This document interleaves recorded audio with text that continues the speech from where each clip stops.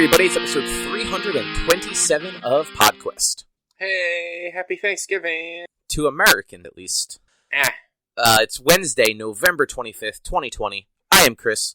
With me is Walnut. Hello. Yeah, it's the day before Thanksgiving in America. Yeah, it's been a wild year. Are you going to, like, your parents' house and stuff? Nope.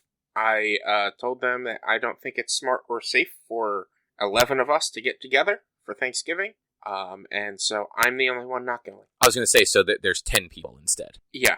Yeah, that sounds about right. I was going to give you a hard time because I've seen those things you've been posting on Facebook. I know. Like, that's the thing. Like, I'm a big proponent of, like, stay home, don't go out, blah, blah, blah. And, like, I'll be 100% honest. And I even said this to my mom. If it were, like, me, her, and my dad, okay, sure. But, like, having that many people there, and that many people from that many different households, it's not smart. Because it's my mom and my dad, and then Eric and his family, and then Eric's wife's dad and brother, who both live in different households, and then my sister and her fiance, who both live in my household. Okay, so I was trying to figure out who so I counted 9. I'm like, who the fuck are 10 and 11? But, okay. Yeah, so it's like, that is 1, 2, 3, 5 different households, and I don't know, like, if my sister-in-law's brother lives with people, whatever. It's not. Yeah, you don't know. It's not smart. Yeah, you don't know what they do, and like your dad's still working right now, isn't he? Yeah. And my dad, he still works for DHL, doesn't he? Yep. So like, correct me if I'm wrong. He doesn't do like house deliveries, right? Like he's actually driving like the bigger trucks to like the warehouses to go on the. Yeah, he doesn't, at least with the shift he had, but he has since changed that shift. So I don't know if he still has it. The shift he had, he was just driving the big truck. He would go get to work, get in the big truck, they would load it, he would drive, and drive back and have no contact with anybody. That's what I thought, but like even doing that, like you still have if somebody was in the truck before him, he's like talking to somebody while he's getting the keys or whatever. Even wearing a face mask going food shopping, you still have the risk of catching the virus and everything. So it's like...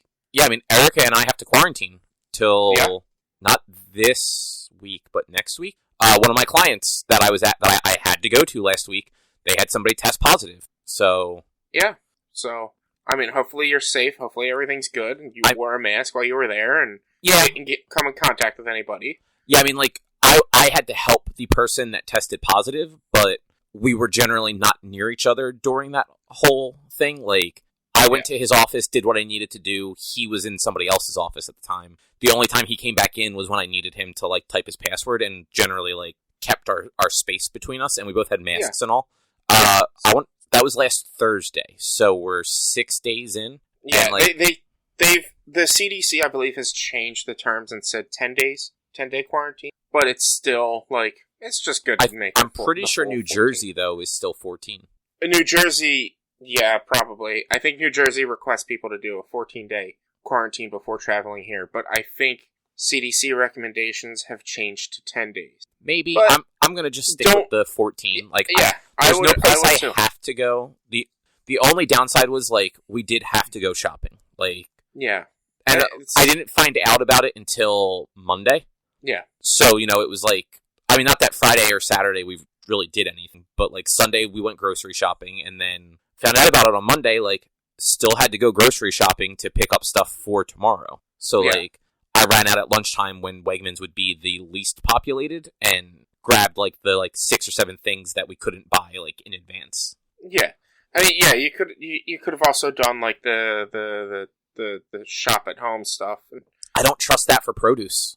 No, I trust it. I get it. I've had so many people have issues with that, not even with produce. So I get it. And, like, you are a safe and cautious person that I would assume you wore a mask from the time you got out of your car to the time you got back in your car. Oh, yeah, no, I put the mask on before I get out, and I take it off when I'm back in there. But, yeah, it's just one of those, like, it sucked doing that, but, like, we needed stuff. And that shop, like, I see the people in the stores doing that, like, shop from home stuff. They give 0 fucks. They just throw the shit into the cart. Yeah. Like, I've watched them grab produce that looked like shitty produce, and it's like, no, I have to get fish and produce, so we're not gonna roll the dice with that one. I use the self-checkout with the like, scan as you go stuff. So like I literally don't interact with any. Yeah. I went food shopping on Sunday and I saw somebody in the produce section, mask completely off, and I'm like, I turned the corner and went away from them. I'm like, this is ridiculous. It's been 9 months now, almost. Yeah, apparently, I don't think it was in New Jersey that they got fined, but apparently Wegmans is getting fined in certain areas for not enforcing masks. Nice. Like, do that. You have to. Like, companies need people wearing masks. This thing is insane. Almost 200,000 cases a day right now. It's, like, Jersey has higher numbers than they did at the initial outbreak. Yeah, because everyone sucks. I mean, even just when I got told that somebody tested positive, I went online to look about, like, getting tested if, like, I was feeling anything in, like, you know, the 8 to 10 day range. And it's fucking impossible. You can't get an appointment. Yeah. You'd have to go to one of those drive-in places that... No, they're all appointment only. Oh, really? That's from what I could... So, on New Jersey's website, they have, like, a find a place to go. The only place that had, like, availability charged $100 for it because it was, like, next day results or something like that. Okay. That's weird. Because I know you can go to, like, urgent care and they'll... I mean, they can do the rapid testing, but they can also do, like, the certified testing as well, the non-rapid. Yeah, all like, the testing places that are, like, pop-ups at, like, drugstores and things like that, from at least the ones that are all listed on New Jersey's health website as recommended places to go, generally require an appointment, and a bunch of them also require, like, a doctor, basically. Weird. Yeah, so you need a prescription and an appointment to go do it, because so many people are getting them done, and I think they're trying to stop people from being just scumbags and going out doing stuff and then they're just constantly getting tested afterwards. Yeah. Yeah, like getting tested every other day because you're going to a party every day or whatever. But like, yeah, I they also say only get tested if you're showing symptoms because, well, you're less likely to get a positive result if you don't have symptoms. Yeah, exactly. And like, I know if you are, like, a frontline worker, like healthcare, food services, all that stuff, they recommend that you get it done regularly regardless because you just don't know. Yeah. But, like, I'm not. Like, the only reason I had to go on site was because that client had their internal person out of the office for 3 days, and they needed somebody in the office one day just to make sure that things didn't fall to pieces. Yeah. So.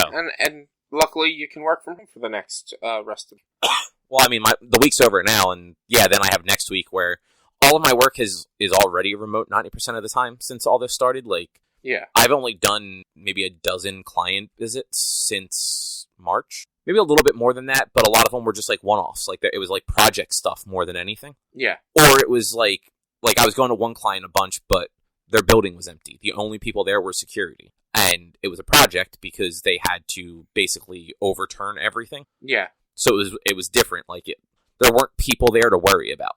Yeah.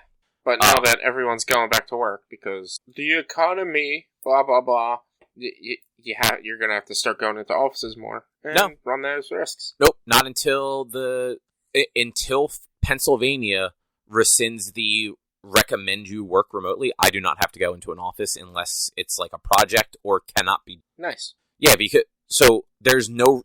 And, like the one guy I work with, who he's technically, like, he is not my supervisor, but as far as, like, the clients are concerned, he is at a higher position. He emailed all of them back in, like, July, because there was, like, that, like, 2-week period in July where, like, everything got, like, lifted and then put right back into place. Yeah.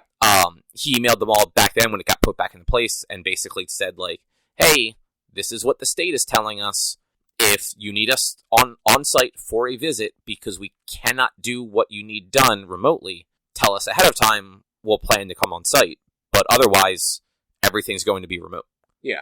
And, like, that's how it has been. Like, a couple of times people are like, well, we need this, and this done. And it's, like, a thing that needs to be done. Like, it probably could have been done remotely, but it would have taken 4 times as long. So it's like, all right, we're just going to come on site to do this. Like, it's not worth trying to walk a person through this blindly. Yeah. But yeah, like, luckily I don't actually have to go any. Yeah. Yeah. Yeah, it's the one nice thing. Like, like, Eric's probably in the same boat. Like, he probably doesn't have to go anywhere because he just worked for a help desk anyway. Like, he only made occasional on-site visits, right? Yeah, he used to do more on sites than not, but I think for a while now, even before everything, he was more like help desky kind of. I'm not really. Yeah, I thought most of I thought his company was more remote support focused and only did on sites like when needed. Like, Yeah. like mine's different. Like, my stuff is scheduled to be an on-site ahead of time. Like, I have regularly scheduled work that used to be on-site. So, like, every week, every other week, whatever, I would go to the same clients, like, on, like, a rotating basis. Mm-hmm. And we just converted all that to remote with COVID happening. Yeah.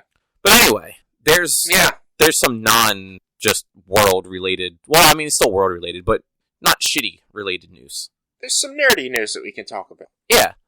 So, Hitman developer, IO Interactive, they're making a James Bond game. That's right, you did say that. I didn't read about it or anything.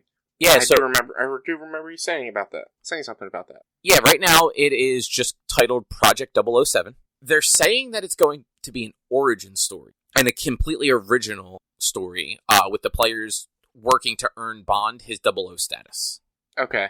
The weird thing about this is they called it the first origin story, but there were Young James Bond books, and in Casino Royale, he earns his 00 status at the beginning of the movie. That was that really cool scene at the beginning of Casino Royale where, like, he's running across, like, that, like, crane thing chasing the guy. I don't think I've ever seen Casino Royale. Man, that's one of the good ones. It's every other Daniel Craig one is good. Yeah. Like, I don't really, like, I remember the Pierce Brosnan ones, and I was okay with them. But I've never really watched the Daniel Craig ones, and I remember, I guess Casino Royale was the first one, right? That was the first one he was in. And it is actually genuinely, it's a fun spy movie. Yeah, and then, like, Quantum of Solace was after that? Or... Yeah, it was Casino Royale, then Quantum of Solace was, like, a direct follow-up. Like, it kind of picked up where Casino Royale ended. Yeah. And then came Skyfall, and then Spectre, and then whatever that the next one's supposed to be called. Yeah, I remember, my dad had someone, had a friend of the family over, and he was a real big James Bond fan, so he brought his James Bond collection, and we watched Quantum of Solace. And I fell asleep during it, because I had no idea what the hell was going on, and I was bored as hell. Yeah, which makes sense, because, A, that's a bad one. Like, it's not well regarded at all. Yeah. And it's like a follow-up to what was going on in Casino Royale. So, having not seen Casino Royale, you had no correlation for, like, what was going on in that story. Yeah. But it's cool that they're making a James Bond game, especially with the developers of Hitman. It's absolutely going to, like, fit the Hitman, like, persona, I think. Yeah, the only weird thing is, like, Bond isn't necessarily, like, a put on a disguise and sneak around and, like, subtly kill people person. Yeah. So I'm curious what... Not that they can't do a good job with it. I'm just curious, like, what they'll use from, like, their Hitman catalog to make a James Bond game, or if they'll go in a completely different direction. You know who would have made a really good James Bond game? Who? Telltale Games. No, they wouldn't. I feel like that would have been a great James Bond game, like the story-driven game, like the Telltale Games do, because, like, that's more of what James Bond is, and less of, like the Hitman-y thing and the action stuff that we've seen in other James Bond games. The problem is Telltale only had like a 2-year window where their games were, like, you had, like, the first season of Walking Dead, Tales from the Borderlands, and then, like, everything else was kind of garbage other than, like, the Batman game. Like, even the later seasons of The Walking Dead were not as well received as the first. Yeah. I mean, I only played the first episode of the Batman and The Walking Dead. But I remember, I have a lot of the Telltale collection on Steam. I just never got around to it. Yeah, but I heard that, the Wolf Among Us. Oh yeah, I forgot that one. That one came out around the same time as, like, Tales from the Borderlands and stuff, too. Like, yeah. And I think they could have done the story justice. I think the game would have been broken and buggy because they never did anything for their engines. They just pumped out licensed content over and over again. Yeah. Because, I mean, even just going from, like, the original Walking Dead to, like, some of their later games, they took out a whole bunch of the, like, gameplay that was in the original Walking Dead. Like, at a certain point, you stopped controlling characters and looking for things the way you did in, like, a traditional adventure game, like a LucasArts game or something like that. Yeah. It just became like, oh yeah, no, just walk to this thing that we're showing you on the map and interact with it for the next story beat. Oh, and here's a quick action or a quick time event. Yeah. But yeah, the 007 game by IO, I feel like could definitely be good. They're working directly with MGM and Ion Productions, and they're the companies that make the film and release the film. So yeah, that bodes well too. No, there's no release date yet. There's no news on like who's going to like be like portraying Bond or anything like that in the game. So yeah, I mean this is all like new information. It's like just announced, so obviously like it's probably still in like pre-design phases. Yeah, unless they find like, and I know there are some out there. Unless they find like a really good British like voice actor to do it, it's going to be Troy Baker. Like, yeah, I mean, yeah, probably. I mean, I'm sure they could find somebody else not be Troy Baker, but yeah, it'll probably be Troy Baker. Like, why wouldn't it be Troy Baker, right? Yeah. Like, everyone likes him. It'll be Troy Baker, like, Nolan North will be the villain, Laura Bailey will be in there somewhere as I don't know, M. She'll be, I don't think she'll be M. I couldn't think of any other, Miss Moneypenny, maybe? I mean, and I think you were thinking Q, not M. Or... No, M is the leader of MI6. It was Jame Judi Dench in most of the recent-ish Bonds. I think if they have Laura Bailey in it, she would probably be the woman spy or whatever. Well, that's why I said Miss Moneypenny if they go off of like the sort of Casino Royale timeline. Because in the old school movies, she was like M's secretary, I believe. But in the newer movies, she's actually like a spy in her own right, if I remember correctly. Yeah, I'm not sure. I honestly saw Skyfall. I never saw Spectre. And Skyfall was long enough ago that like I only kind of remember it. I think I saw Spectre and didn't see Skyfall. Yeah, so you have literally only seen the two shitty Daniel Craig ones. I remember the second one, the other one that I saw, I did like. Then it might have been Skyfall. It was. I remember at one point he goes to a house in the mountains. I'm pretty sure that's Skyfall. Talks to some old guy, I think, and I think that's supposed to be like a different 00 agent or like a defector or somebody he fought against in previous. I don't know. I want to watch them, and they'll probably be my what's it called? A movie marathon after I get done Godzilla. I was gonna say, like, I'm sure you can find them all somewhere. Yeah, I mean, and it's only going to be the Daniel Craig ones. I'm not going to go back to the rest of them. Oh, why not? Go back to the Sean Connery ones. That's just going to take so much longer than Godzilla. I think there's less James Bond movies than there are Godzilla movies. Well, like, with Godzilla, I'm only doing what's on HBO Max, so it's not as much as like it seems. Yes, there are more Godzilla movies than James Bond, I'm sure, and that's because, well, Godzilla's been being made since 1954. But they only started like 10 years apart. Yeah. Like I think the first Bond movie with Connery was like 64 or 65. I may be wrong, but maybe. Let's see. What I'm actually Googling it myself real quick. 25 James Bond movies. No. 27 James Bond movies with 1967's Casino Royale and 1983's Never Say Never Again. Which are not... they're non-canon, yeah. It seems. Yeah, exactly. But the first one was 62 with Dr. No, and then No Time to Die comes out next year. Oh, wow, he did. I did not realize how back-to-back those James Bond movies, 62, 63, 64, were Dr. No, From Russia with Love, and Goldfinger. Yeah. Wow. But Connery wasn't Bond in those ones, right? No, yeah. He was the first James Bond. They pick a Scotsman to play an Englishman, and then live on the, he's supposed to be English instead of making him Scottish. Well, because, so, I mean, like, James Bond was a British spy and, like, he was based on like books. Yeah.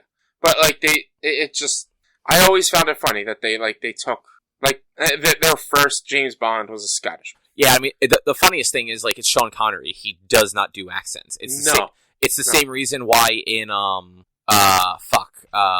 Highlander, he is... Hang on, let me just scroll down this list. I'm going to get his name wrong. He is Juan Sanchez Villalobos Ramirez. Mm-hmm. The most Spanish from Spain name. The first time you see him, he shows up in like very like 18th century, something like that, like Spanish garb with like the hat with the peacock feathers and stuff all over him. Yeah. Fucking Scottish as hell. And in total, there are 36 Godzilla movies. There you go. More Godzilla than Bond. And that includes Godzilla vs. Kong coming out next year. And like the 3 shitty CG movies that are on Netflix. And Godzilla from 1998. So just to circle back to Bond for a second, I forget where I heard this, so I unfortunately cannot give credit where credit was. But I remember listening to something once where whoever was doing this gave this pitch for what they wanted to do with a Bond movie, and it was brilliant. So they wanted to do, I think this was back either Skyfall or Spectre was coming out. So like Daniel Craig would have been Bond, but they wanted the villain to be the previous Bonds. They wanted it to be like Dalton and Connery and Roger Moore and Pierce Brosnan, and have it play out that like, and like not have it be obvious that it was them at first, like just have like MI6 bombed and like all this other like crazy shit going on, and then have it come out in the story that whereas 007 is a moniker given to an agent, Bond is also a moniker given to an agent. Yeah, which explains why like there are all these different Bonds throughout the years. Yeah, I've heard that too, and I thought that was more of a fan theory than anything else. I mean, so it has been a fan theory, but like whoever did this, I think it was a screenwriter, and I don't remember who, but like it was literally the treatment that like they thought up for it, and it wasn't just like, oh yeah, no, it's just a moniker. It was like a fully fleshed out idea, like start to finish. Yeah, and it was like, wow, that would be actually a really good Bond movie. But anyway, enough spies, I guess. Did you get a chance to play Squadrons? Yes, I did. All right, so we both played Star Wars Squadron. How much did you play of it? I got a couple of missions into the story after the prologue. Okay.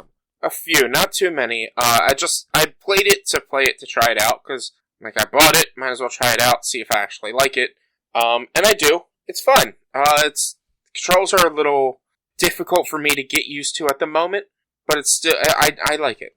Yeah, there's a lot going on with the controls, like, in, like, a cool way, though. Like, being able to, like, throttle up and down and pushing power to, like, your shields or your weapons or your engines. You can throttle up and down, push power to shields, weapons, or speed, basically.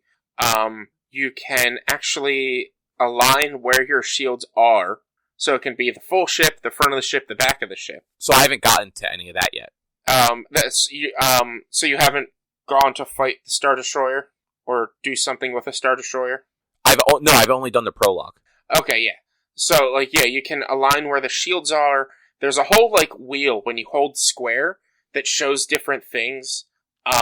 You even eventually get the opportunity to customize your airship or your spaceship in, like, however you want. Oh, that's kind of cool. Like, early missions, you get missiles as the X-Wing. And then the mission I just did, I got an ion cannon instead. Okay. And, like, there's also, like, chafing missiles that you can send out to, like, not get hit with a missile when you're locked on. It's just, there's a lot to it.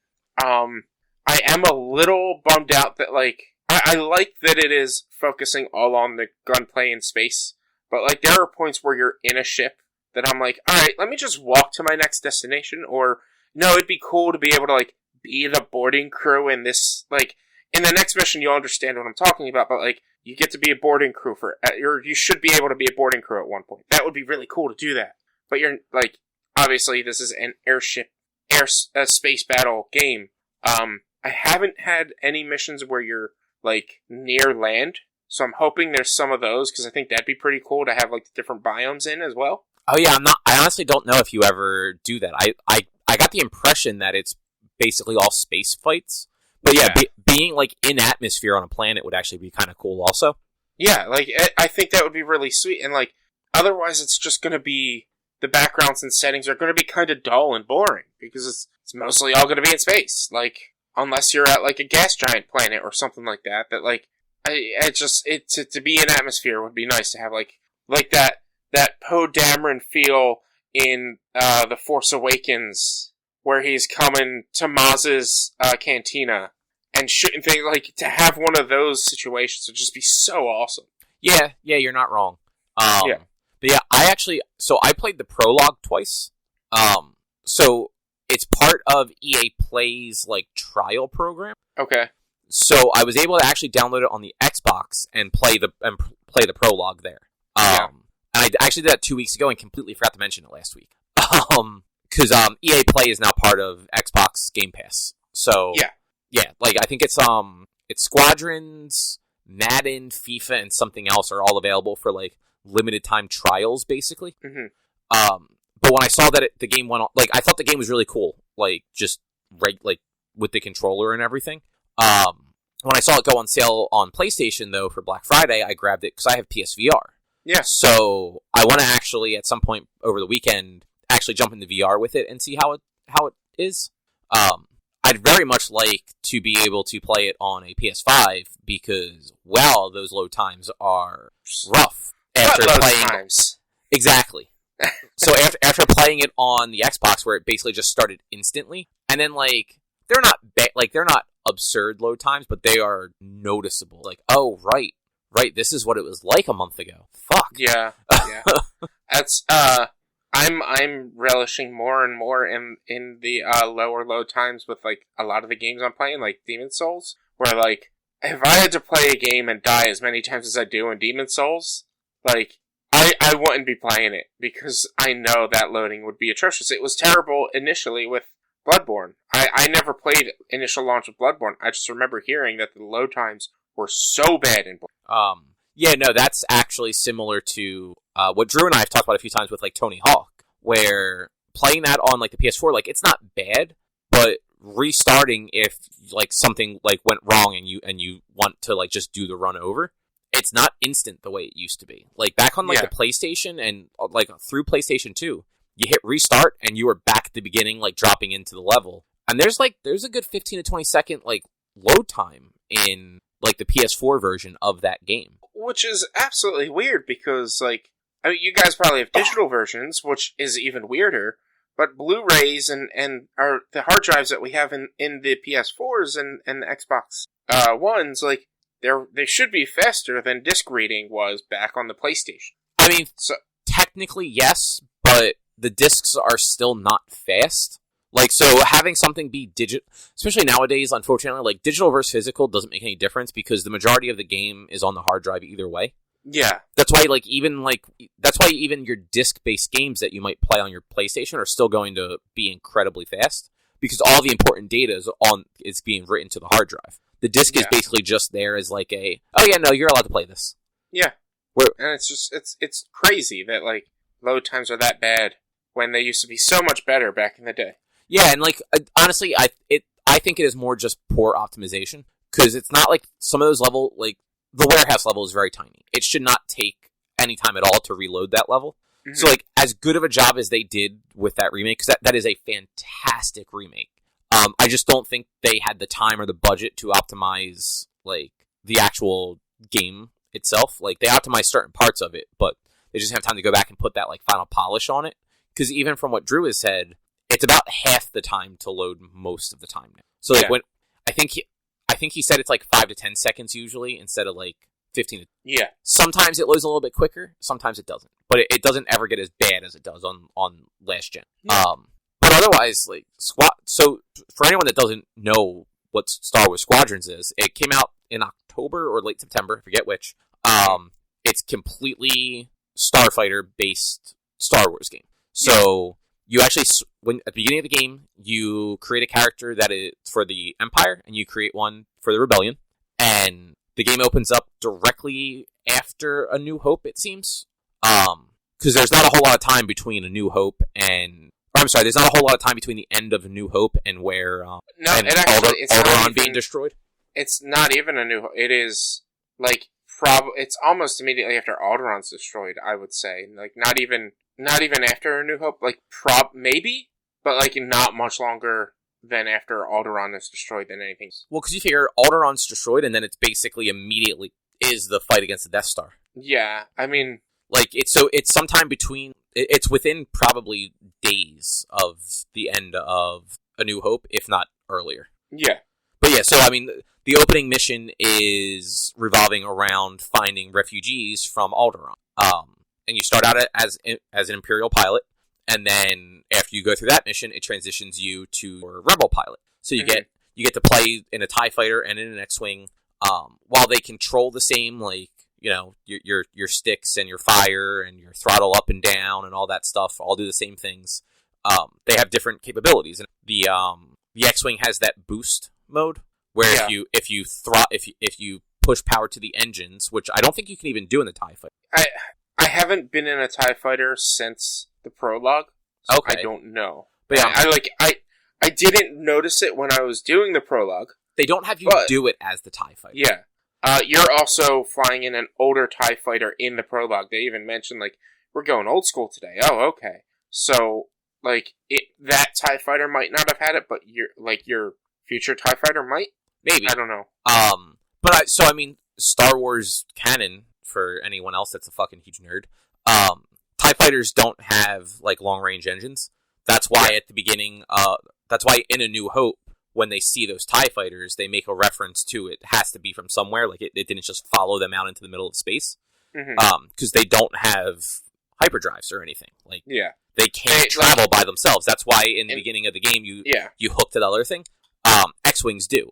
X-Wings have light drive, or hyperdrives. So they can actually jump to light speed and travel on their own, which they do in the game.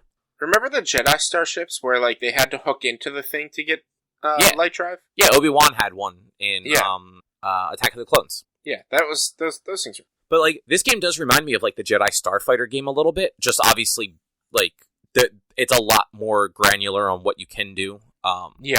It's all first person, so, like, you're in the cockpit. It's not like you're flying outside of it, which is pretty cool. I wish there was, like, a camera mode to change that. I don't. Like, I like that you're in the cockpit the whole time. I wouldn't mind if there was, like, a photo mode. Yeah. But, like, I don't want to be, like, third person flying the plane. Or the ship. I would like to just, like, switch back and forth or something. Like, just, like, more so, like, if I'm being tailed, I want to be able to pop out to see how I'm being tailed to figure out what I need to do. And, like, you can tell there's a little radar on your ships that you can, like, see, like, what's around you. And, like, hitting X is a lifesaver because that'll show you the next target or another target. So if you're lost in space and don't know where any targets are, you hit X, it'll point you to a target. I also like that if you're manually targeting things with the left trigger, you can, it shows you right on your radar if it's an enemy or a friendly. Like, it tells you right underneath what it is. Because in that second prologue mission where you're the rebel, there is a TIE fighter on your side that I occasionally targeted, and then immediately saw that it was friendly and switched to somebody else. Yeah. Well, that's why I would just, like, whenever I'm in the firefights, I would just keep hitting X to go to the next enemy, because it would target the next enemy. And if it targeted one of the big ships, and I would go fight that. So I did usually hit X too, but, like, if there were, like, a trail of them, like a trail of X-Wings, which occasionally there were, I would just hit R2, because it didn't always jump to that one. Sometimes it would jump to one behind me, because that one was technically closer. Yeah, that was weird. It's fucking in front of me. I want to go for that one. Yeah, I did have that a few times. But yeah, it's fun so far, and I did see that they're apparently going to be putting out a patch for probably multiplayer, where they're going to add in B-Wings and TIE Interceptors, which Interceptors are the ones with the curved wings, like Vader's. Yeah. I believe. I think that's right. I might be wrong. Interceptor might be the dual cockpit. Those are bombers. Okay. The Interceptor is Vader's. The bombers are the dual cockpits. Well, Vader has his own particular model, but like the Interceptor, it's got like the segmented wings instead of like the straight ones that kind of like curve around it a little bit. Yeah. B-wings are they don't look much like a B. They look more like a lowercase b, but like they're like a T, I guess you'd say. More, like a lowercase so it's T. It's the long part underneath and the long part on the sides and the big round cockpit, right? In the middle? The cockpit, I think, is actually on, like, the end. Here, hang on. Just Google it. Oh, I think those are the ones that open up, right? Yeah, like the wings kind of like fold in and out. Yeah. Right. Okay, now I remember what a B-wing is. And then a Y-wing actually looks like a Y. Yeah, I have a Lego model hanging from my ceiling of a Y. The Y-wings are the bombers of the rebellion. Yeah, and like the Y-wing I have hanging from the ceiling has little Lego bombs that you can drop. Yeah.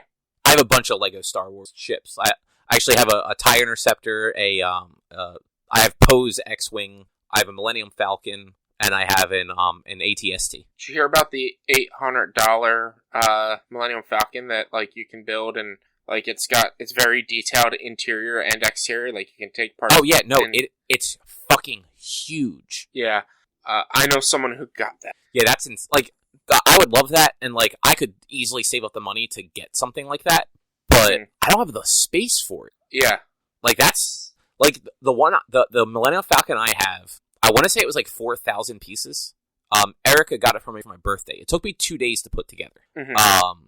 It's super detailed because like the top opens up, like it's got like 4 different like pieces that fold up, and it's got all the interior stuff. Like it's got the little table with the that weird claymation chess game that Chewie and R2 play.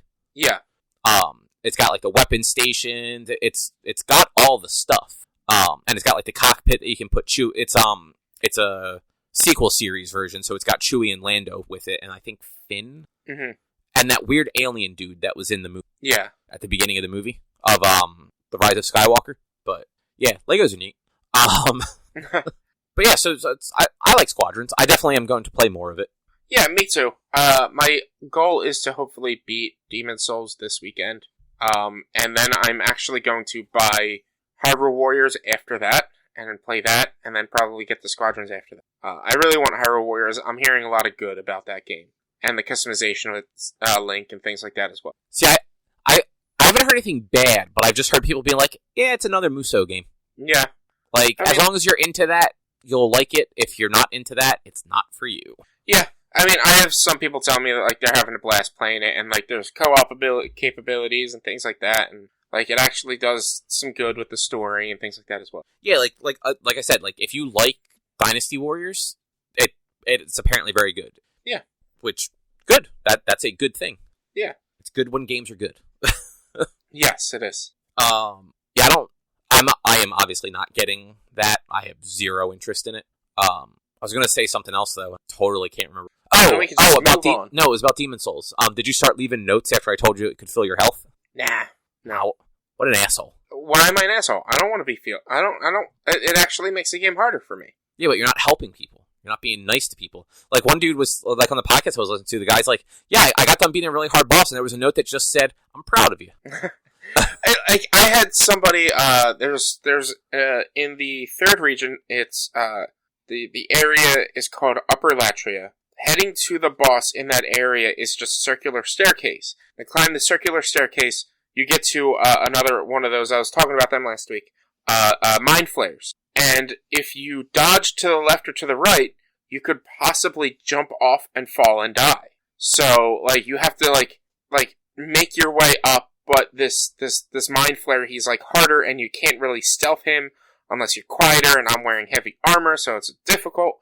But when you go and you kill him and you get to the top of the stairs, there's a note, and you can read it. It's like, good job, congratulations. And I was like, oh, thanks, buddy.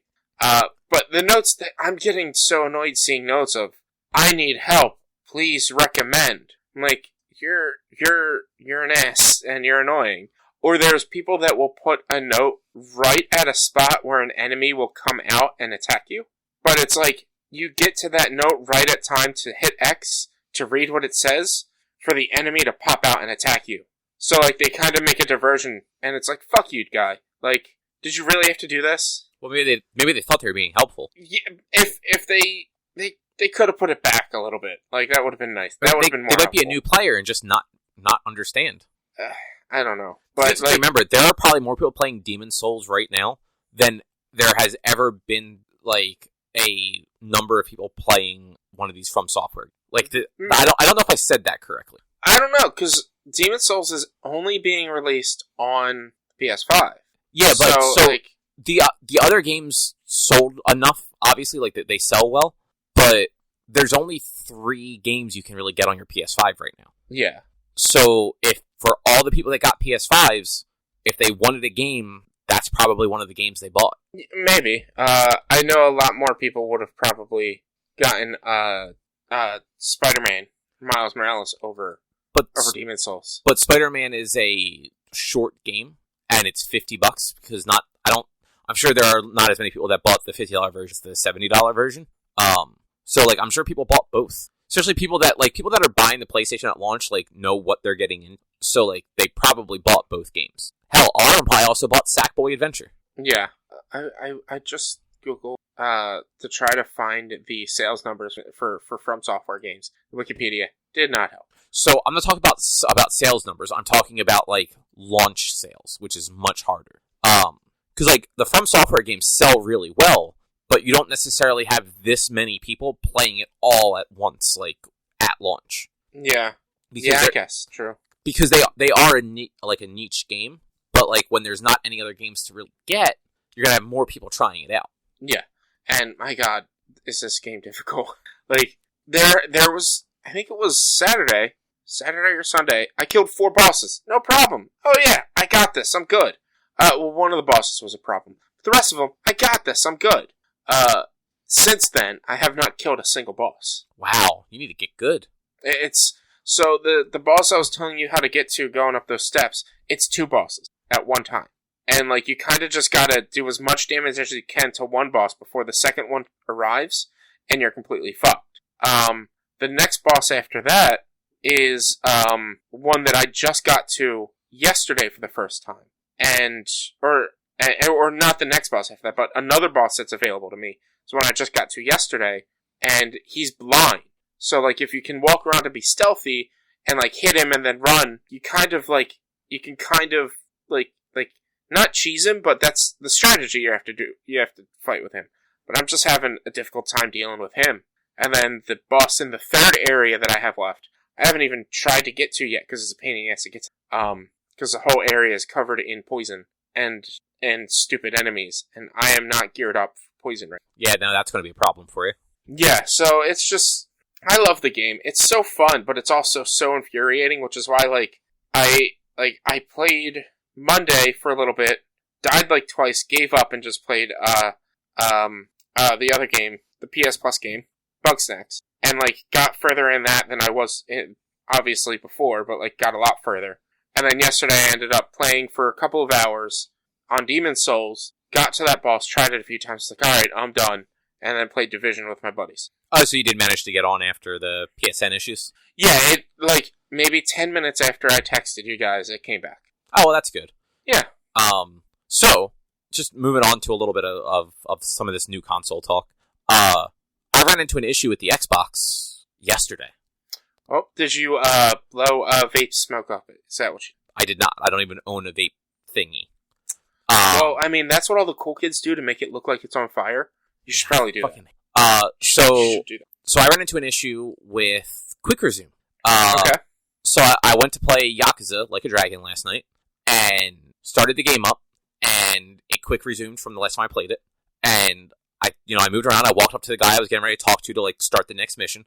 The dialogue started, and like the game froze, and it was weird because like I could move the camera, I could pause the game and everything, but like the dialogue was frozen. It wasn't going anywhere. I couldn't hit A to move on. I couldn't back out of it. Like it was just stuck there. So I tried quitting the game. Every time I quit it, it tried to quick resume it. Okay. Every time it tried to quick resume, it crashed my whole console. Oh man. And there's no way to turn off quick resume. So I ended up having to uninstall Yakuza and then reinstall it. That sucks. That's annoying. Luckily it was on the Xbox, not the PlayStation. Like download times aren't terrible. No, I mean the PlayStation is actually doing better than the Xbox right now. I was able to download Squadrons the other day in like 20 minutes, half hour ish, maybe less. Oh. It took over an hour. It took probably close to 2 hours for the 25 gigs or whatever Yakuza is to download. Yeah. So like for whatever reason, the Xbox network has been very bad since the Series X came out. I don't know if it's just because there are a lot more people like downloading stuff over the last few weeks. But yeah, it wasn't great. And the only thing I think is it's like I have the disc version of Yakuza, So I have a feeling that there's just an issue where if the game tries to quick resume because it's like hibernating or whatever, it can't get the disk spun up. Yeah.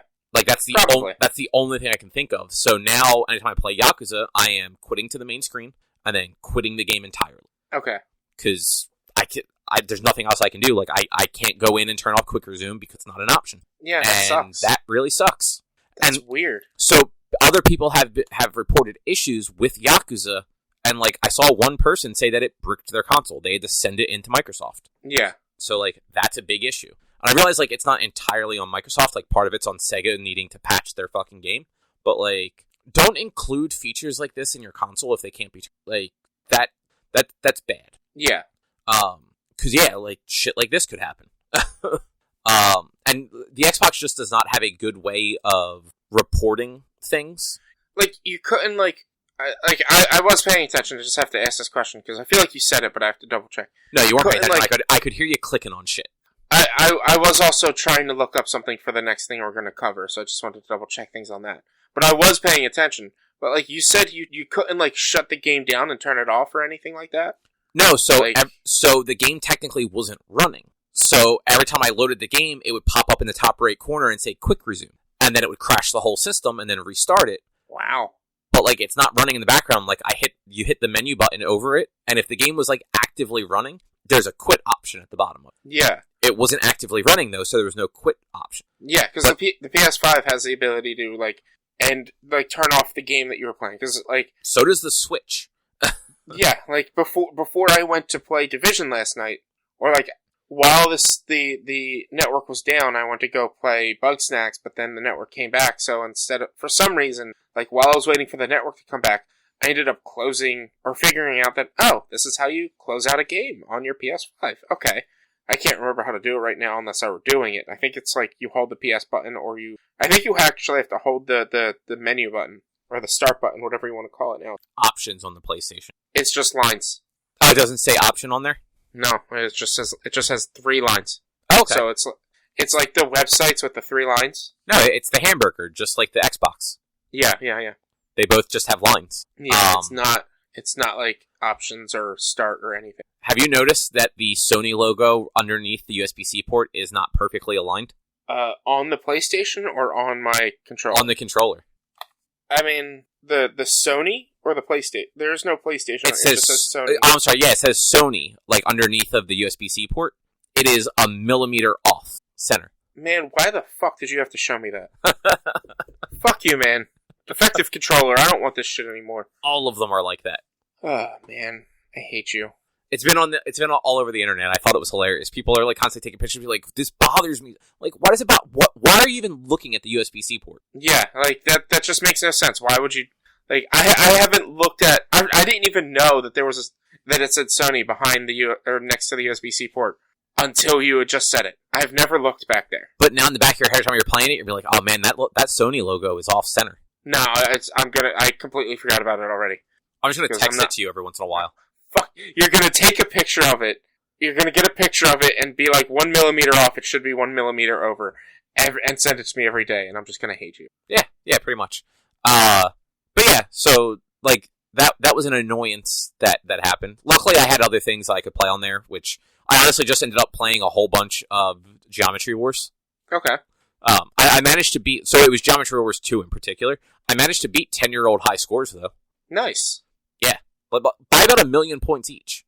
Yeah, that's not bad. Nice. Yeah, for having not played the game in a decade, like I was happy with that.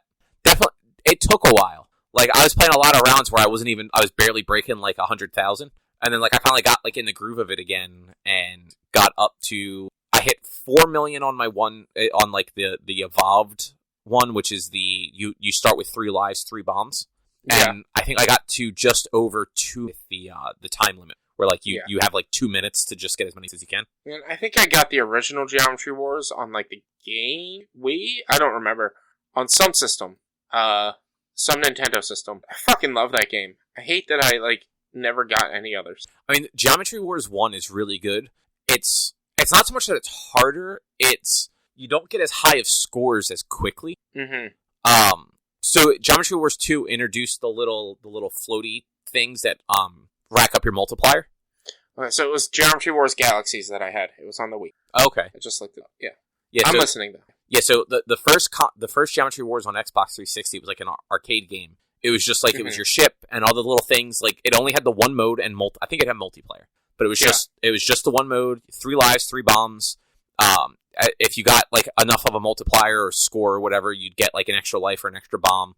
But there was like multipliers weren't as easy to like rack up in that one. And then 2 added the little bits that came off whenever you killed one of the shapes. Mm-hmm. So you could just like really crank up your multiplier very quickly if you were just hitting them right. Yeah. And then 2 also had like all the different modes. Like there's the like the King of the Hill mode where you can only fire when you're in a circle, and the circles only last for like maybe like 5 to 10 seconds. So you'd like get in a circle, fire at everything you possibly can, and then like move and try and like dodge around them to another circle. Yeah. And then it had a pacifist mode where you had no guns, you couldn't fire at the enemies. You could only go through these enemies that were like a little goalpost, where if you hit them on the ends, you died, but if you hit them through the middle, they exploded and took out any enemies. So like they just added a bunch of like cool little like offshoots of it. Yeah. Moving along on this nonsense.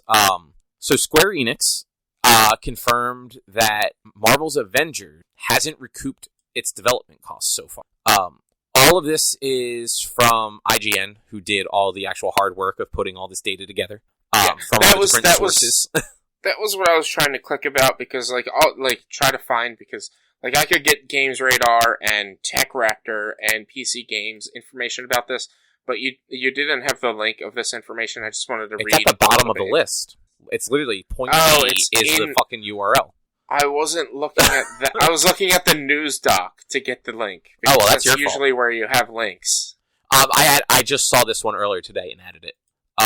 So yeah, Crystal Dynamics developed the game, and it's reported that they're looking at a $67 million operating loss right now. Mm-hmm. The Square Enix president, Yosuke Matsuda, said in a translation of a results briefing he had that sales for Marvel's Avengers were lower than we had expected and unable to completely offset the amortization. Thank you. What does that mean? Who knows? I'm going to Google it real quick, because I honestly have no idea what that word means. Initial. Wow, this is not dictionary. Gradually write off the initial cost up. Yeah. Okay. But yeah, so they just basically, like, they're in the hole $67 million. Yeah. So launch sales did not recoup how much it cost to make the game. Yeah. Sorry, go ahead. Which, honestly, in my opinion, I feel like they kind of expected. Just because of the service style and the people's love for cosmetics. But so it seems like maybe that's not the case, because they were very like they put a lot of marketing behind this game for launch, and then it did not sell or even get the microtransactions that they were expecting. So, a games analyst, David Gibson, said that they sold about 60% of the planned units. So they still have 40% of these games left that just didn't sell at all, based on their projected sales. Not even just like the amount of games that they made. And that would imply that the game costs them around $60 million to make, based on like what their operating loss currently is and how many they sold. Well, it would cost around $100 million to make, not 60. I'm sorry. I'm looking at all these numbers and switched them up. Square Enix is still hopeful that by releasing new content like the upcoming confirmed Kate Bishop in December, that the game will continue to like grow and improve sales. And that's possible. Like, I don't think this game is dead. I feel like, yes, they have to keep putting more work into it.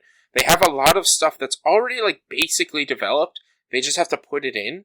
But they needed to get all the bugs worked out. And like, it doesn't help that they've given away, or not given away. I myself have close to $50 to $60 worth of credits that I can use for shit. From them giving them away to be like, hey, thank you for still sticking with us, to me playing the game and doing all like the challenge cards and shit. Which is cool. Like, that's cool that they're giving away that stuff. Yeah.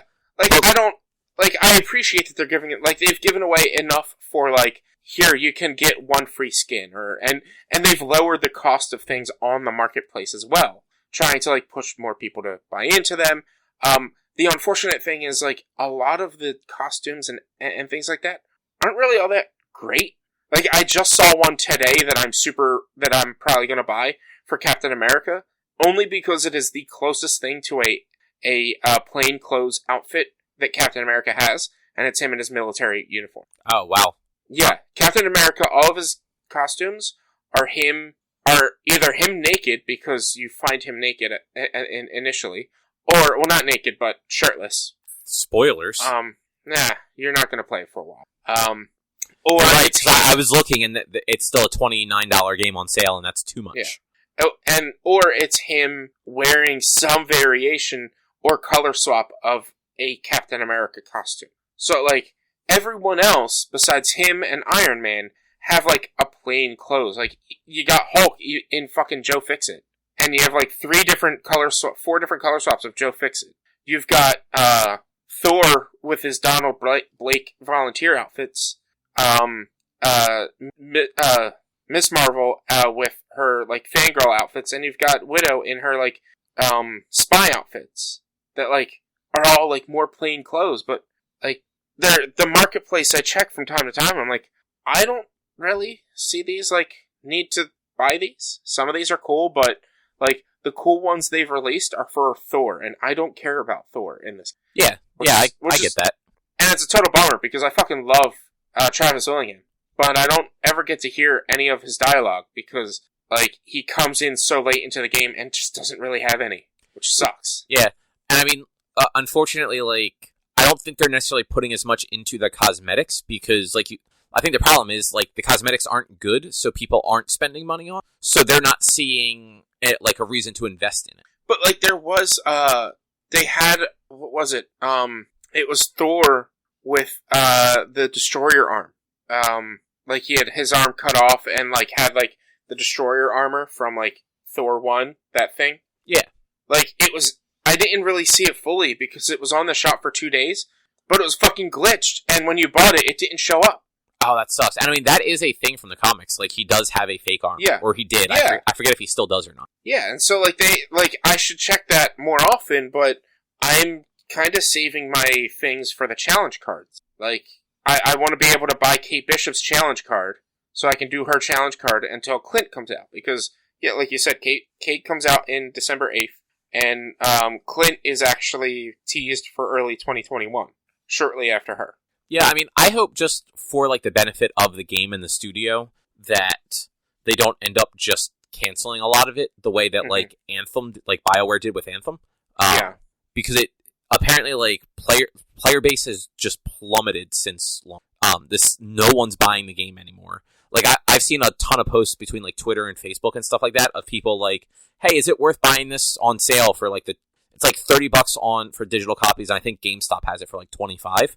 And a lot of people are just answering, no, not really.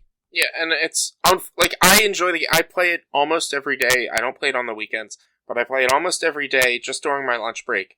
And, like, I enjoy the hell out of the game, and I love playing it. But, like, I agree with them, because there is no multiplayer content, right? Like, no real, like, awesome, like, raids or anything.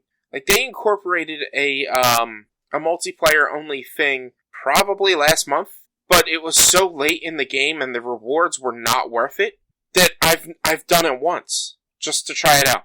But the rewards just weren't worth it for me. And, like, the people that I would play with haven't been playing the game that much. Yeah. So, like, I haven't tried on the PlayStation to play with other people in a while. Because I don't know, like, how much the player base, I know it dropped on Steam because Steam releases their numbers, but, like, no other system does. So I don't really know how far the player base has dropped. So from all the things I was reading, like, it's dropped substantially, like, across the board. Yeah. And, because, like you said, like, there isn't any new content. And while you're going in and doing your dailies, like, a lot of people didn't enjoy the content to begin with. Like, like, the biggest complaint was the story was actually really interesting and worthwhile, but the gameplay people did not like. Yeah, so, like, hopefully with Kate coming in, it brings a lot of the people back, because it's going to be a full storyline with her. It's not just going to... Hopefully it's more than, like, a mission or two. I guess you'll find out next month. It's in 2 weeks. Not even. Oh, wow, God, yeah, it is almost December, It isn't comes out December 8th, so it is a week and a half from now. Jesus, it's crazy, it's almost December already. So I'll be talking about it 2 weeks on PodQuest, because it comes out on a Tuesday. But, like, hopefully it is more missions, and, like, they are saying that they're incorporating a new boss fight that is multiplayer only, so, like, hopefully that brings more people in and brings people back. There were people that did enjoy the game more for just the story, but, like, there's no sense in playing it right now if you got everything. There's no... I know with in a lot of cases, like, and this is the same issue a lot of people have with story DLC for games.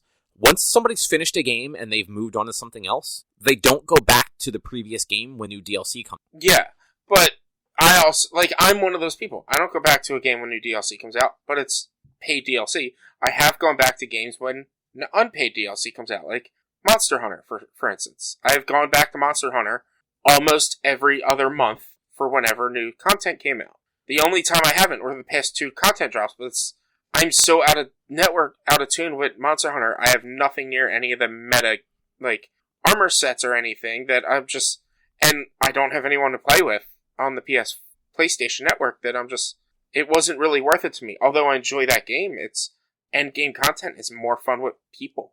Yeah, I mean, that's understandable. Yeah. Moving on to the next thing, you watched something on Netflix called Blood of Zeus. Yes, so it is a anime based in Greek mythology. It is an original story, so it is not like anything anyone has ever known. And even at the very beginning, they say, like, Greek mythology has been passed down by word of mouth and not written down. This is one of those stories that have never been told or shared. Which is a really dumb thing. But it was good. I liked it. It was also interesting, like, to see, like, where they took the whole Greek mythology, and, like, I never really read anything about giants in the in that, and like, so I ended up, while watching it, like, looking up and trying to read about the giants and where they came from in Greek mythology, and was there this war between them, or thought to be this war between them, and it enhances my feelings that Hera needs to chill out. Like, I completely understand that Zeus fucking sucks, and I support her on that, but she's gotta stop taking it out on Zeus's kids, and just take it out on fucking Zeus. Is that why you tweeted that the other day?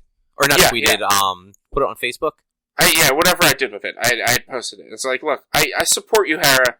Zeus sucks, but, like, do her kids really deserve your, like, this is every story with any of Zeus's bastards is, like, for instance, Hercules, which you might not know. Hercules is named in honor of Hera. He's actually supposed to be pronounced Heracles. Yeah, no, I know that much. Yeah, he is named in honor of Hera to, like, apologize for him being a bastard. And Hera took that as an insult to her name, that she was an asshole to him. And I'm like, come on, it's not his fault his dad sucks. Like, just take it out on his dad, don't take it out on him. I mean, all that old mythology stuff, those people have sucked to each other, though. But, yeah, like, and that's the crazy thing. Like, when you're younger, you don't learn about, like, how like, your references are, like, the Disney Hercules movie and shit like that. Like, you don't really realize that, like, Hera actually hated Hercules. Hera wanted nothing to do with Hercules, wanted him dead, but she was not allowed to kill him. So keep in mind, too, in the Disney movie, like, Hera is his mother. Is she? Yeah. I didn't realize that. Yeah, in the Disney movie, so, yeah, Zeus wasn't sleeping with mortals in a fucking Disney movie. Exactly. So, yeah, no, like, so in the Disney movie, like, Hercules was a full god, not a demigod, and he was the son of Zeus and Hera, and, right, and Hades he was, like, kidnapped or whatever, yeah. Yeah, Hades sent Pain and Panic to kidnap him, and we're supposed to make him drink a bottle that would turn him fully mortal, but he didn't finish the bottle, and then got picked up by the old farmer, so he kept his strength and everything. Yeah, right, okay. It's been a long time since I saw Hercules, so I didn't remember that, but, like, when you're growing up and you're learning about Greek mythology and, like, and things like this, like, you don't realize, or you're not really told that, and it makes sense, you're not told that Zeus cheated on his wife with all these mortals, and I think he has at least 12 children. Like, you're never told this, but like when you actually look into it as an adult, like that mythology series, podcast series I was listening to, and you learn about it, it just blows your mind that like the King of the Gods is a fucking asshole, and like in Blood of Zeus, yeah, he's kind of a jerk because he cheated on Hera again. This is post Hercules, so this is multiple times that he's cheated on Hera, and this time he was actually in love with the woman. Quotes, actually in love with the woman that he cheated on Hera with. But, like, it brings in the thought of demons, and how demons are formed from eating the flesh of dead giants. And, like, it's really cool. The animation's really neat. It's kind of CG style. My biggest complaint about it is it's too dark. I had to turn the brightness on my monitor up so high to be able to see things, because a lot of stuff takes place at night, where obviously it's ancient Greece. There's no actual like lights; it's just all fire. But it's a cool series. It's kind of brutal, kind of gory. The last 2 episodes are really good. The final battle sequence is really cool too. And I think they left it open for they did leave it open kind of for a sequel. I don't know if they're gonna sign up for it, but I'm hopeful. Yeah, which is like. That's good. Yeah. Alright, so, Sony, maybe, someday, might have some kind of competition for Xbox Game Pass. Yeah, I saw this. Like, they haven't announced it, but they're saying that news to come, basically. Yeah, so, PlayStation CEO Jim Ryan was asked during an interview about Sony's plans to respond to Game Pass.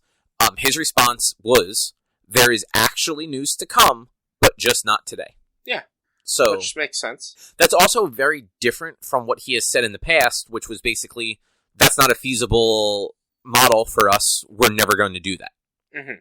So I wonder if they're seeing Microsoft have it working for them as well as it is. Yeah. And because like they have PlayStation Now, but PlayStation Now is like meh at best, because I think some titles you can download, but a lot of it is streaming. Yeah.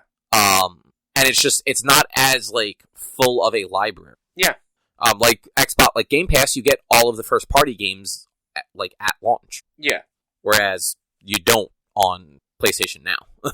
Yeah, sure. Yeah, it's just, it's good that it's coming, because, like, it's something that, like, maybe not me, but me in the past would have loved to have something like this. Me now, where I'm more financially stable, I'm like, alright, I don't necessarily need something like this, but I could probably thrive on it when it comes out. See what happens. Like, and it's definitely something where you get rid of it for the months that you don't need it, and have it for the months that you do. Like, if a new game's coming out, or a few new games are coming out, and that aren't on the pass, you drop it and get those new games. Play those until you're done, and then you pick that back up.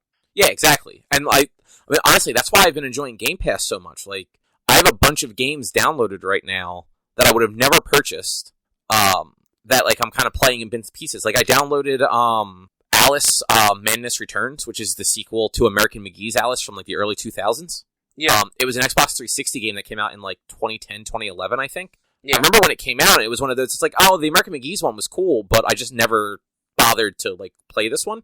And now I'm playing it, and it's super weird and creepy, but it's a fun sort of platforming, just nightmare energy game. Yeah. So, yeah. And like there's a handful of other games that I have downloaded to play I wouldn't have purchased. So like being able to give Microsoft like, here's $15, I'm going to play these games now. Yeah, and isn't there a yearly fee that you can pay for it? I mean, you can pay for it up front for a year, and it's a little bit cheaper. I actually just earlier today I just bought a 3-month pass off of Best Buy, I think, for $20. Yeah. So it's 3 months for $20 instead of like the $45 it would normally be. Which that's awesome. That's amazing. Yeah, exactly. It's like one of the Black Friday deals. I'm like, why the fuck not? I now don't have to pay for it till March. Exactly. Yeah. So like those services are just so worth it that like I'm sure they would bring in so much money for. Exactly. They just have to find like the right like setup for them. Yeah, I'm curious if maybe they were waiting to see how the PlayStation 4 Classics did, and like how many games people like added to their library or downloaded. Oh yeah, maybe. I didn't think about that. to see if like people were actually interested in a bunch of old games. Also, I just bought a blue Xbox controller because it's on sale for $40. Nice. Yeah, I mean they're usually $70, I want to say. A blue Xbox Series X controller? Yeah. Oh, I wonder if there's any like PlayStation. Nope. No, this. Sure. I'm positive. Like, I follow Wario64. He tweets all that stuff. The only reason I saw this was on sale was because he tweeted out that they were on sale at Walmart. Well, if he ever tweets out that that the PlayStation 5 controllers are on sale, let me know. Or just buy one and then tell me how much you bought it for, and I will pay you back. I honestly don't even think you can easily get them still. No, they're still... A lot of, like, peripherals and things like that are still really hard to get. Walmart is having a sale tonight at 9 o'clock. 9 for the PlayStation 5. So there's actually... So, Sony Direct has a queue up right now. That 2 minutes ago it said PS5 consoles are limited and not guaranteed even if you were in the queue. It has been my turn for about 15 minutes and it's just not taking me into the site. And like I saw multiple people saying this on Twitter, so like I think their site's just fucked right now. Yeah. But yeah, I'll get one of them. Give me your logins and I'll try to log in over here to see if the time changes. I mean, just go to direct.playstation.com and see what happens. Do I have to log in? Not until you get there. .PlayStation? Yeah, direct.playstation.com. And it'll probably redirect you to direct-.playstation.com. I'm not a robot. Your wait time is more than an hour. Message last updated at 4:23 p.m. Yep. Yeah, so yeah, you're in the queue. Like you can't get around the queue like as soon as even if you're signed in as a different person. Yeah. Anyway, you watched another thing, Altered Carbon Resleep. Yeah, so it is the anime that they released late last year, early this year of Altered Carbon. Altered Carbon being one of the quarantine things that I did watching that series. And it was good. It was okay. I didn't really like Altered Carbon Season 2, and this one was a prequel to the original season of Altered Carbon, which kind of broke things. So I don't really know if this is fully canon, but it is in the same universe. It does follow Takeshi Kovacs, but he's obviously in a different suit. And it takes place a year after he was captured, when Altered Carbon Season 1 takes place 200 or 300 years after he was captured. It kind of doesn't really make sense, because Kovacs had never been released prior to then. But like, yeah, that is kind of weird. It was weird. But like, for an anime to not know anything about Altered Carbon, if you just watched it because it looked like an anime, it was good. It was enjoyable, and it was definitely an anime. The art style was like, it kind of reminded me of Street Fighter, like the character models from the recent Street Fighter games. Okay. Like that cell shady kind of like interest. I don't know. Like I got very much Street Fighter, but like also classic anime style art with this, because it was like CG but not, but was, and it was kind of 3D but not. It was really cool, and like it really worked. So like a neat like new story, but like I said, it kind of just broke the Altered Carbon universe if it's canon, because of like what they did. But like, I don't know, it wasn't terrible. I think you might like it because it's a futuristic sci-fi anime and it's action. It's not like spy whodunit, and you could kind of figure out what's going on before the end of it. And like the final fight is just like ridiculous, because they're basically supposed to just be normal humans doing all this ridiculous shit, which is normally anime. Yeah, but that sounds anime. It was good, and it's not. I think it's like an hour and a half long. And okay, like so it's I said, just like a. I'm sorry if you said this. I didn't realize it was a movie. I thought it was like a series. No, yeah, it was a movie, and like I said, I don't think you really need to know anything about Altered Carbon to actually enjoy this, and you might like it more if you don't know anything about Altered Carbon. Okay. See, like, I've wanted to watch Altered Carbon, but then I heard, like, the second season wasn't very good, and it just kind of, like, fell down the list of things to watch. And it's not that the second season wasn't very good, it was the second season took took such a change. Like, it is, like, kind of an anthology series, but it's always the same characters, or at least the one same character, but always different bodies because of how the world is built. But, like, each season is going to have a different style, it seems like. Like, the first season was more of, like, a mystery, whodunit, like, spy type thing. And then season 2 was, like, more action than anything else. And it was kind of, like, wasn't bad. and you got to learn more about their past, but it was different to a point where, like, it wasn't what I was expecting. And it's the same with Haunting at Bly Manor. Bly Manor and Hill House. They're from the same people. Very different series. Both of them good. But for me, I would never have watched Bly Manor knowing what it is. Which is funny to say that it was good, but that you would never have watched it. Because it's a love story, and it is something that I'm not really into. Is it because no one loves you? Yes, mostly. But, like, it's still, like, it was entertaining and it was good, but in the end, I'm like, this is nothing what I had expected, and I'm kind of glad I binged it because I can respect how good it is, but I probably wouldn't have gone back to it if I only watched 1 or 2 episodes of it. I get that. I do get that. Yeah. Where are we? Oh, so the Monster Hunter movie has been moved up to a Christmas Day release. This is because the developers for Monster Hunter wanted to have the tie-in stuff come out sooner for Monster Hunter World just to get it off the boat, I think. Yeah, that like, seems about right. This movie is not going to do good at all. It's now competing with Wonder Woman 1984, which is releasing in theaters, and HBO Max on that day, and Disney is releasing the next Pixar movie, Soul, on Disney Plus that day. Yeah. Like, this movie was going to do bad no matter when it came out. The fact that it's coming out this year on Christmas when there's 2 other more popular franchises happening. In the middle of a pandemic, where everything is going to shut down within the next 2 weeks. Nobody is going to go see this movie. No. It is, like, this movie should just go onto Amazon Prime and just be done with it, or whatever it's going to go on to. Like, this movie is going to be so bad. I want to see it, but, like I keep saying, I'm cautiously pessimistic. Yeah, and I shouldn't say nobody will go see it. What I should say is nobody in the U.S. will go see it, because it will probably make at least its budget back overseas. Maybe. Particularly in China, if it can get a theatrical release. Yeah. Because, like, the Chinese markets eat these sorts of movies up. Yeah. I'm hopeful that it's good, but... It's not. They're, like, no. It's the same director and people from the Resident Evil movies. Which... Like, the first one, and a few of them were good, and then it became, like, more of a sci-fi thing than it was, like, horror at the beginning of it, and it just kind of got over the top. Yeah, like, I have a weird for the Resident Evil movies, but, like, they're bad. Like, they're incredibly bad movies. And they're not even so bad they're good movies. Like, it's not like the Fast and Furious movie, where, like, they're just over-the-top stupid, then they're fun. Like, those Resident Evil movies are fucking terrible. And it's fucking Mila Jovovich and her husband making the Monster Hunter. Like, this is going to be terrible too. They've probably never even seen the game. I mean, probably not. I don't know. I don't know why they... well, actually, no, they haven't, because it's not Monster Hunter. It is real-world people get thrust into the Monster Hunter world on their fucking Humvee. It's just... I don't know why. Exactly. I don't know why. I don't know. Like, I will watch it when I can. Even if there weren't a pandemic going around, I wouldn't see it in theaters. No, exactly. But it's crazy that they thought that was a... Yeah, I completely agree. Like, of all the things you could have done, that is not the right one. No, not at all.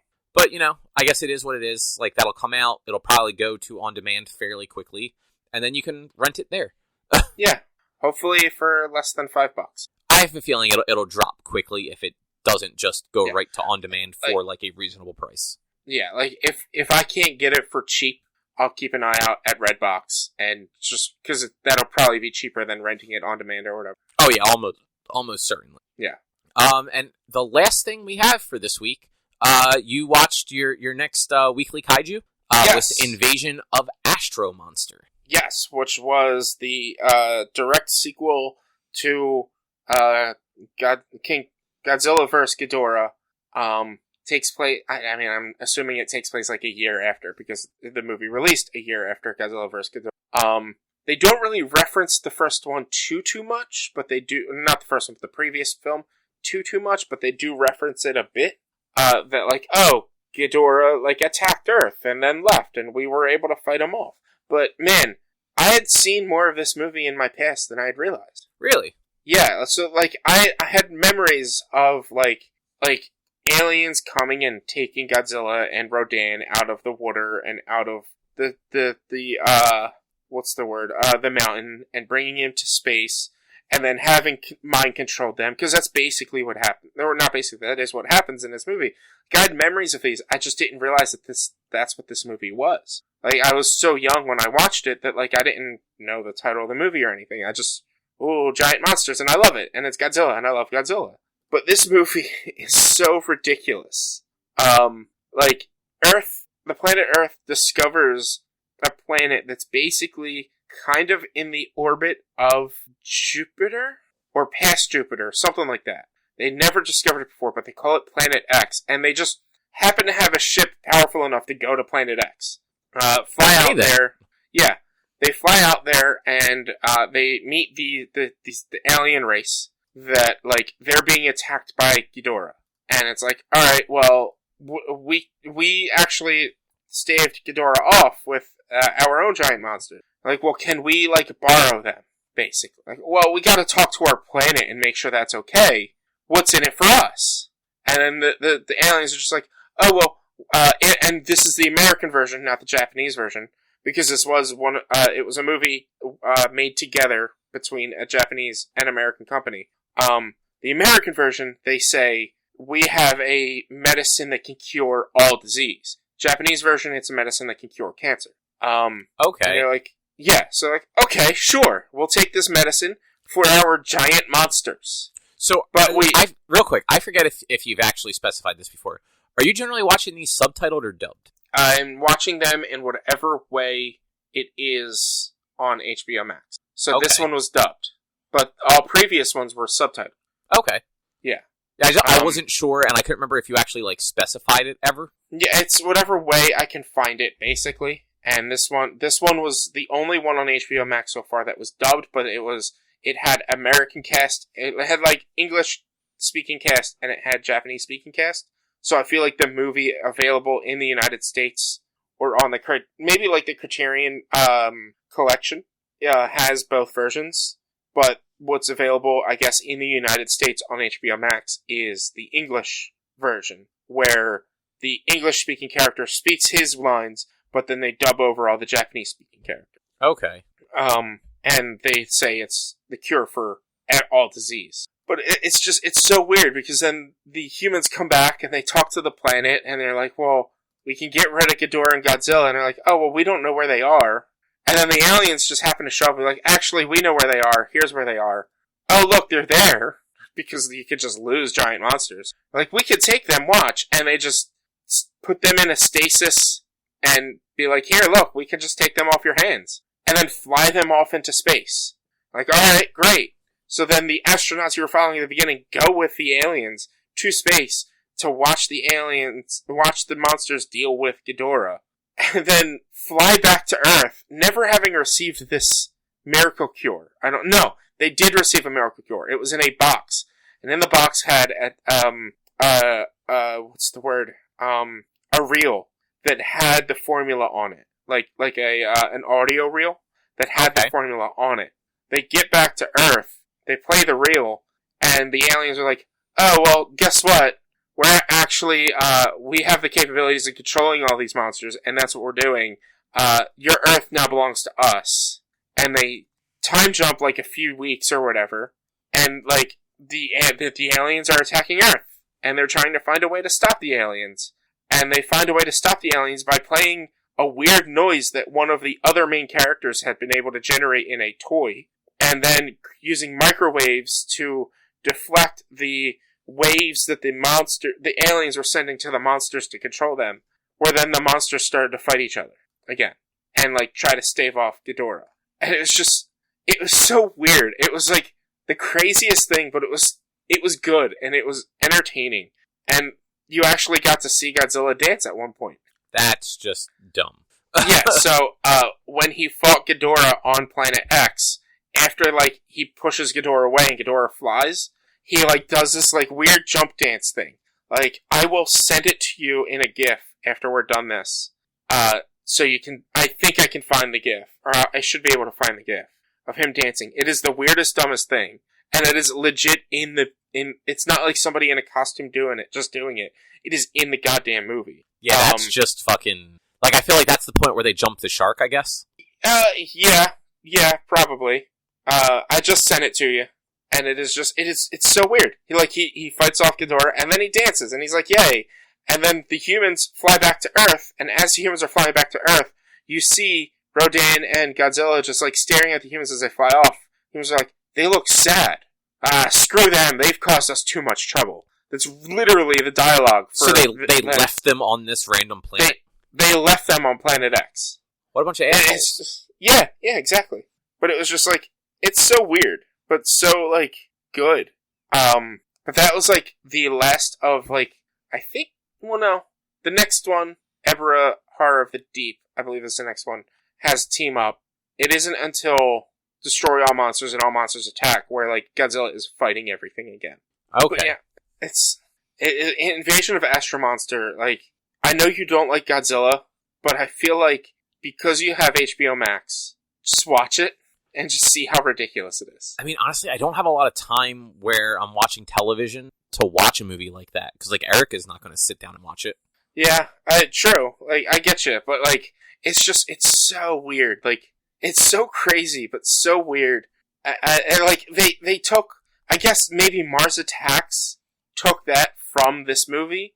Because Mars Attacks came out later. Because remember in Mars Attacks where you kill the aliens by playing that really shitty song? I've never seen Mars Attacks. You've never seen Mars Attacks? Nope. I know what it is, but yeah, I've never actually seen it.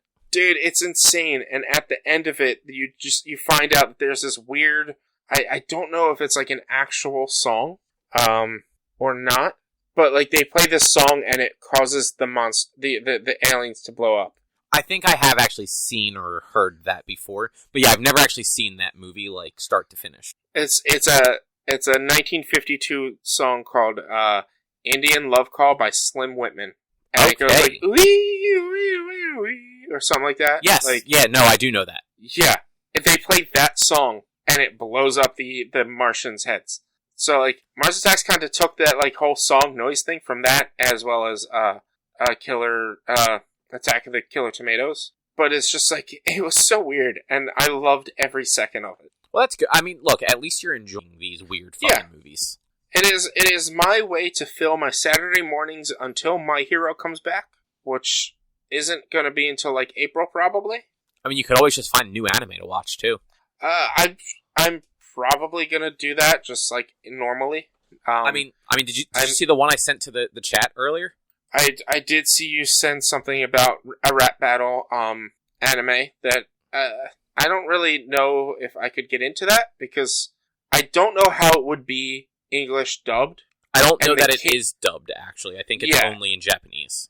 And trying to read rapping and the cadence that they're going to have to, like, really enjoy... Like, it seems really cool, and I would love to watch it, but trying to keep the cadence and listen to the beat and actually read the lyrics, because you know they're probably rap fighting, so you kind of need to know what they're saying. I mean, that's exactly what it is. Yeah, they're fighting for turf via rap battle with microphones that cause hypnosis. Yeah, so, like, I don't know if I can watch that because of the language barrier, even with the subtitles. Just gotta give it a shot. I know, but I think what I'm actually going to do, because I've never actually watched it straight through, is Cowboy Bebop. Okay. That is a good show. It's 26 episodes. Yeah. I'm still on a slight hiatus from Supernatural after season 4. I'm probably going to get back to it sometime in 2 weeks. Probably around the 7th or 8th. Get back into a few episodes a day. Have you ever seen, like, Trigun? I've seen Trigun. Have I seen it all the way through? I can't remember. I've seen the last episode of Trigun, but I can't say I've ever actually seen it all the way through. How about Evangelion? No. It's on Netflix. No. Do it. No. No. I don't need to do that.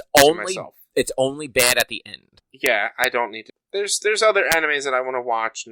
There's one on HBO Max called Berserk that has been like a manga that I have a couple issues that I've always wanted to read that I've never read but I've always wanted to watch it. I'm familiar with it. Yeah, and I might once I'm done with Godzilla. I know I already said I was probably going to do Bond, but I don't know how easy it's going to be for Bond. I might go back to Ghibli, because there's still a bunch of Ghibli I've never seen. Yeah. There's also, I mean, if you've never watched all of it, you can watch Yu Yu Hakusho. Yeah. I've never seen all of that. And... Erica and I just started watching that a few weeks ago. We're almost at the beginning of the Dark Tournament. Okay. Which, nice. I mean, it's only like 28 episodes in. I honestly never realized just how quickly that show got to the Dark Tournament, and then how much of that show was the Dark Tournament. Yeah. Dark Tournament's a long time in that show. I've never really watched it, but I've seen episodes from when it was on Adult Swim. And I was like, man, this is a good show. Yeah, like, I didn't hate it back then. I just, like, never really watched it. Yeah. And the Dark Tournament is arguably one of the best, like, tournament sagas in... Yeah. And also, Dragon Ball Z Super is on Hulu, so I might watch that. Oh, okay. Yeah. I know Funimation just got a bunch of Gundam stuff, too. Mm-hmm. Like, I believe the original Mobile Suit Gundam just went up today. I think... It's either Crunchyroll or Funimation has all of the Digimon stuff that I want to watch as well.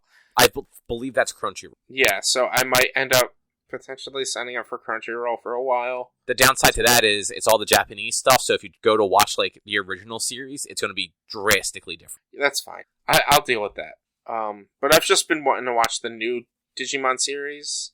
Oh, like really bad.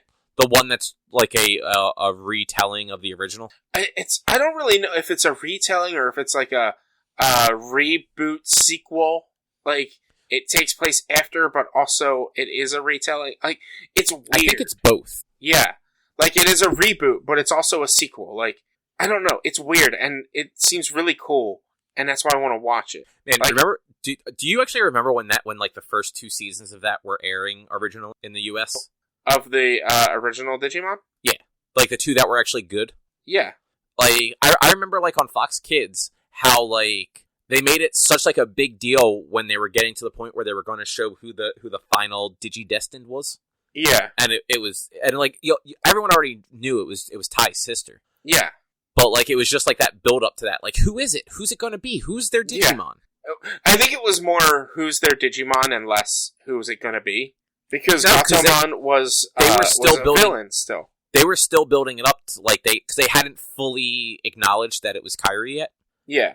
And also Gatomon was like a second evolution, which made it even weirder. Yeah, like she always stayed in her second form, and like when she did digivolve into Angel Woman with her it was the crest and tag that did it for them, and like that was her like ultimate form versus just like her secondary. Yeah, and then like she got another form after, or no, Angemon's like form after that was like a weird whale thing, if I remember correctly. I don't think that's true. I'm looking it up.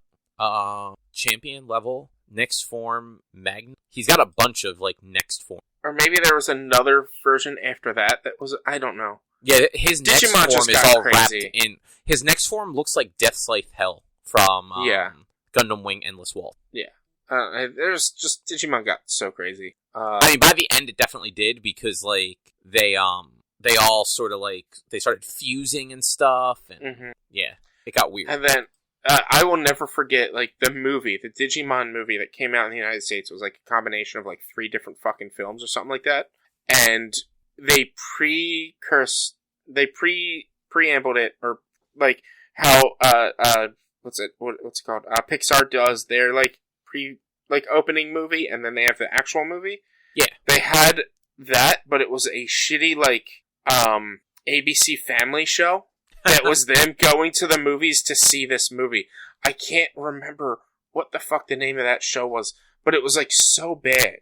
And see, I didn't see that in the theaters. I didn't see that until a couple years later. But I remember the movie, because, like, Greymon and Garurumon fused. They did the fusion dance, and they became, like, Ultramon, or whatever the fuck they called him. Yeah.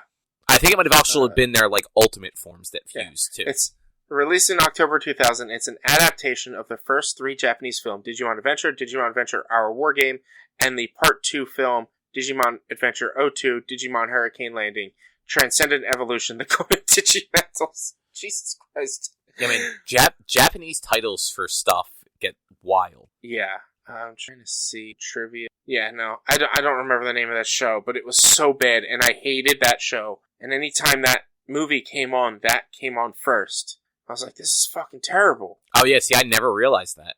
Yeah. Yeah, no, that is actually pretty annoying. I can see why that would bother you. Yeah. I really wish I could find the show. No. Yeah, no. It's just not there. Anyway, Oh, well. I think that's about a show. Yeah, no, that seems like the end of a show for sure. So yeah, if you'd like to find more of our content, you can head over to www.one-quest.com. You can also help us out by supporting us at patreon.com/onequest. If you can't support us there with dollars, you can support us by going to your favorite podcast platform like Spotify, Stitcher, Apple Podcasts, Google Podcasts, Amazon Music, etc. Subscribe to us, rate us, review us. All those things help a whole bunch. We're also on social media, facebook.com/onequestonline or at @1_quest on Instagram and Twitter. Our YouTube channel is youtube.com/onequestvideo. And you can send us emails to social@one-quest.com. Otherwise, we'll be back next week with something else to talk about. Thanks for listening. Bye. It was Angela Anaconda. Have a good night, everyone.